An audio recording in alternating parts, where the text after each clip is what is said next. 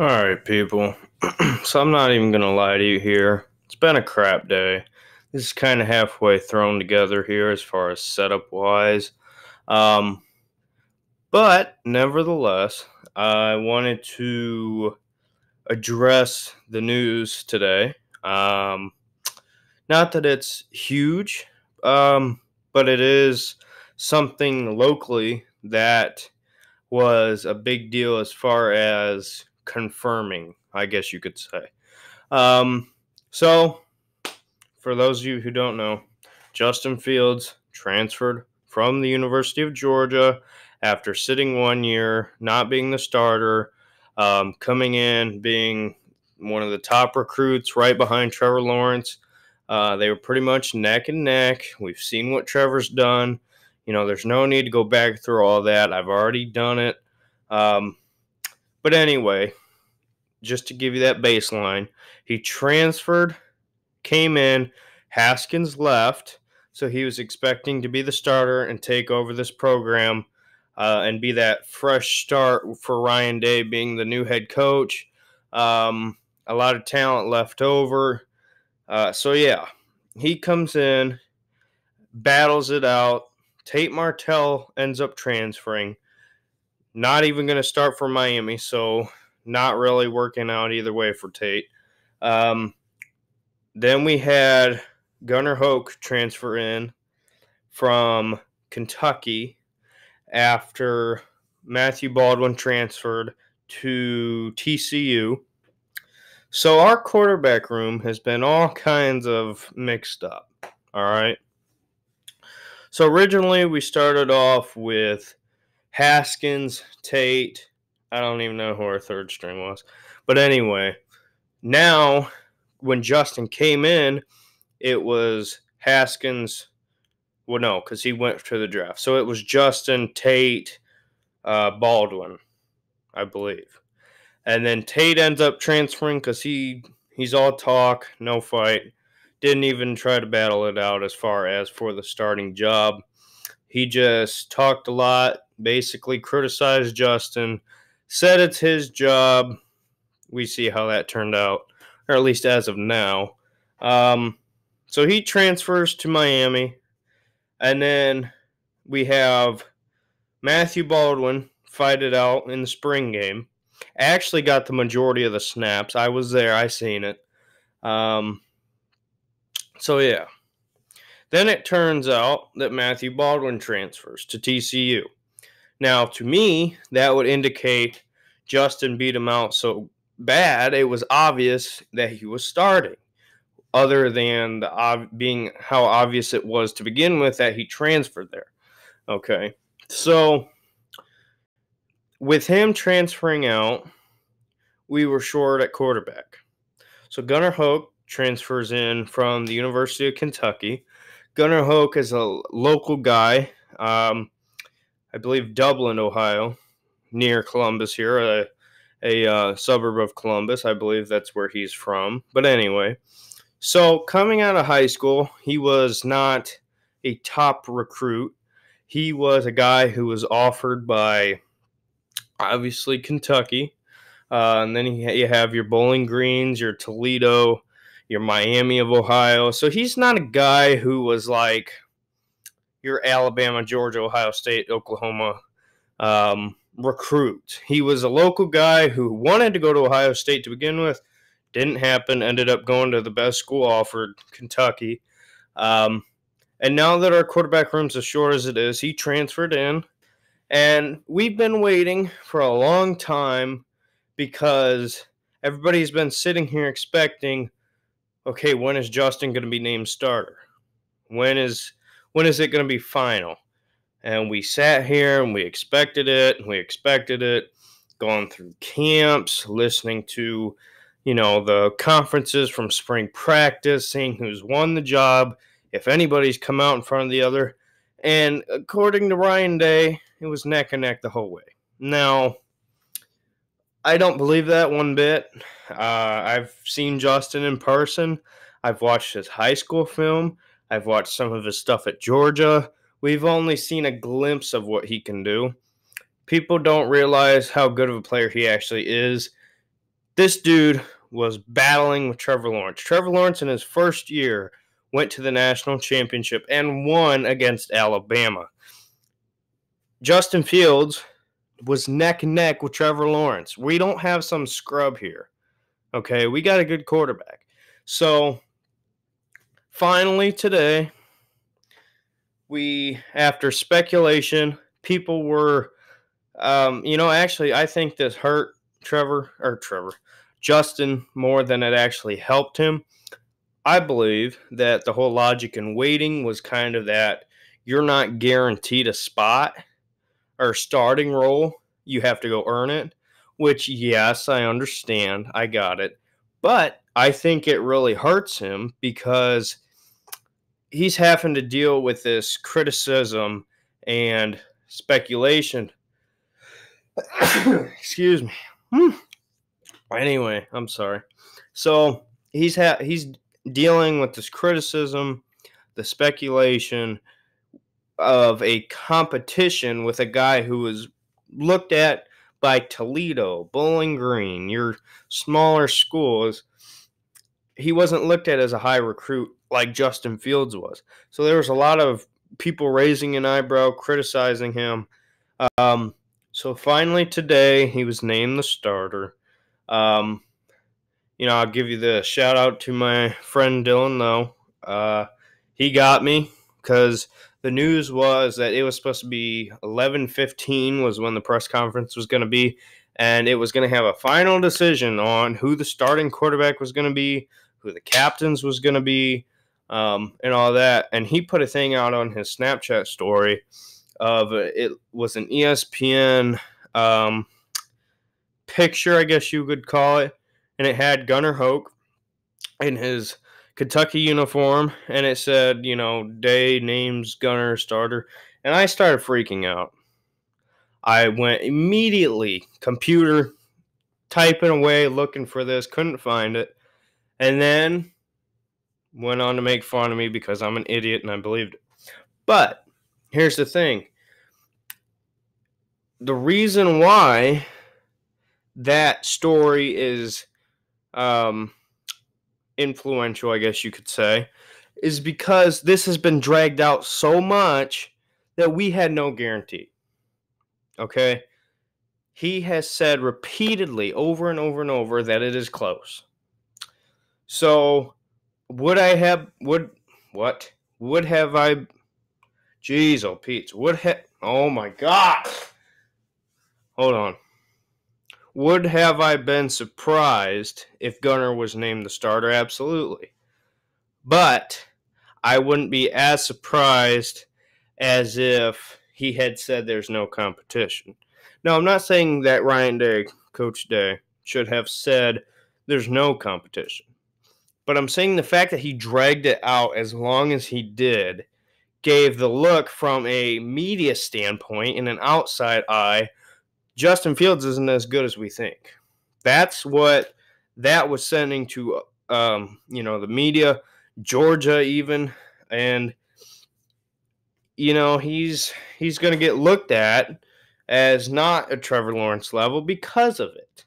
Now, I think this could potentially hurt him because I think we need to have an expectation that he is that good, if not better. Okay, when people talk about the Heisman, there's people laughing at his name when it comes up because he's been thrown around as possibly not even going to start here. Okay, and that's a problem. It's okay if we have, if Haskins stayed or if Tate had stayed. Maybe not Haskins, but let's say Tate Martell stayed. And the report was it was close. Now, that would be a little bit more understandable because you got a guy in Tate who's been there, learned the offense, familiar with your teammates. But instead, you got and by the way, Tate was recruited heavily. You got a guy who comes in from Kentucky who was not recruited super heavily, looked at these smaller schools, and according to Ryan Day, Coach Day, it was close. Now that is, I see the good, I see what he was trying to do, but in the long run, that's really bad because it takes away the fact that we need to hold him to a higher expectation because of how he was recruited. When you come in as a 5-star in the list of recruits in Ohio State history, he's at the top. Okay, people think that he's just some quarterback from Georgia, was played high school at Georgia, and he was half decent, so Georgia offered him. No, he is a top of the top of the top in recruiting as far as all-time history. So there's no reason why we should sit here and say realistically that it was close and he barely won the starting job. We need to have an expectation of this is our Trevor Lawrence. It is a joke to sit here and act like he sucks. Now, am I saying that he's a professional right this second? No. But I'm saying he has had time now over the spring, from the time the Rose Bowl ended to now. He has been in this building and he has learned, he has connected with his teammates, and he's kind of getting experience being in the system with the new coach. So there's no reason to act like it was close. That bothers me. And that's why I was nervous when I seen that on my friend's Snapchat, because I like Ryan Day. I love him. He's great. He did great the first couple games. But it's to say that it's close is a joke. That's just plain and simple. Okay? And our expectations for this year, I made a video on expectations. They should be just as high with Urban Meyer, or how it was with Urban Meyer. By the way, people who are Buckeye fans, because a couple of you have commented on my past Buckeye videos and said, I'm not going to believe in this first-year quarterback. I understand what you're saying, but let me tell you something. You are most likely, no, I don't know for sure, but I'm saying you most likely are the same guys who sat there and told me that Joe Thomas Barrett is the best quarterback. I believe that's his name. Not quite sure. But anyway, JT Barrett is the best quarterback in Ohio State history. That's what I've been told. That is what I have been told since he left, since he was there. I watched him continually run the same play over and over and fail 9 times out of 10. They were so predictable. He couldn't throw downfield. After his sophomore year, it was all downhill. That's why he stayed as long as he did. That's why he keeps bouncing around in the NFL, being a 4th, 5th string quarterback on practice squads. Okay? Justin Fields, you should love, because he's an actual pro, good version of JT Barrett. The JT Barrett in his freshman, sophomore year, who could actually throw somewhat downfield and was fast, Justin Fields is much faster, and he has a much better arm. We sit here and act like he's Kyler Murray running all over the place. No, he can run. He's a big dude. People think just because he's a running, or he's good at running, that gives you a stereotype that he's a small quarterback. He's not. He's a big guy. I watched his highlights from Georgia today. He sat in the pocket, dropped back. He had an open hole to run out and break it outside. Or he had Riley Ridley or Calvin Ridley, whichever one, I think it was Riley, over the middle and the slant on the goal line. So in other words, he's sitting here. There's a hole right here he could run in, or he can sit back and have this defensive tackle running straight at him, take the hit, but also hit his wide open receiver. Instead of running, which he could have easily done and could have scored himself, he sat back there, made the throw, and took the hit, and successfully made that play. He is a better version of JT Barrett. JT Barrett is the poor man's Justin Fields. That's what we're going to be saying at the end of the day when he leaves. And as far as wrapping this up, because I didn't want it to be a long video, but anyway, There was no competition, no matter what you sit here and tell me. I don't believe that at all. I believe that's some BS that was meant to scare Justin, or at least keep him at a high level, meaning he felt like he had to keep proving himself. Now, he should anyway, but this was a strategy to keep him from getting comfortable. Okay. So, Justin Fields is our starter. There should be no reason why we're not as successful. We should go undefeated. We should have that expectation every year.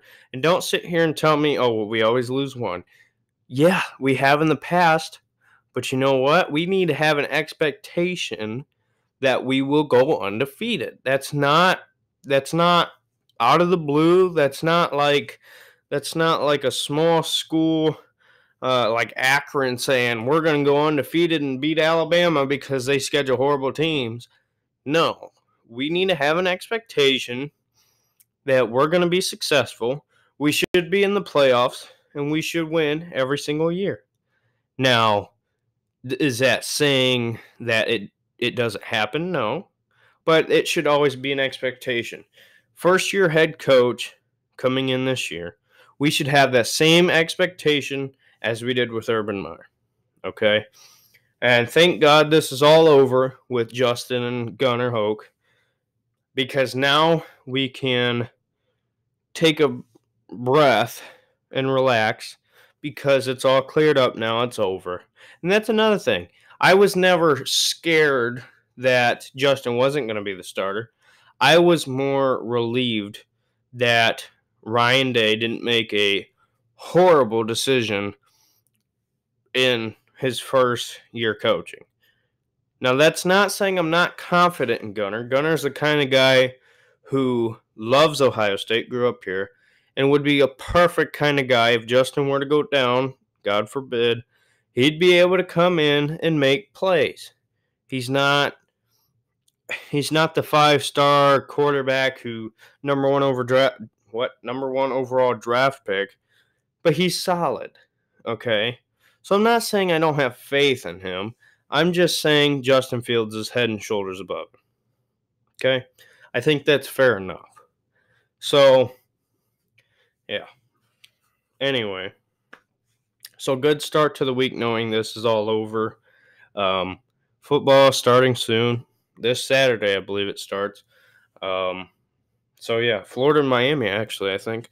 So, anyway, like, comment, subscribe, turn on your notifications. Hope you had a better day than I did. So, whatever. We'll see you in the next video. Bye-bye.